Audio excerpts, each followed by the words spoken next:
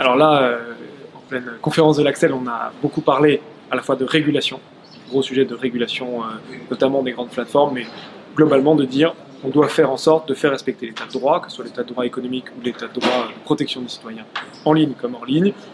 En ligne, ça marche à peu près bien. En ligne, il faut mettre à jour nos cadres réglementaires et nos outils. Et ça, je pense que c'est un grand défi pour la puissance publique en règle générale, donc la question de la régulation.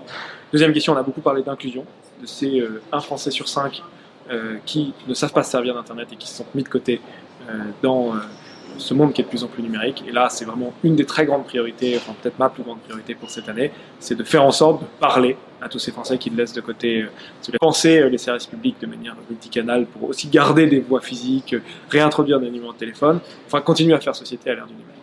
Et puis, last but not least, la question économique en tant que telle.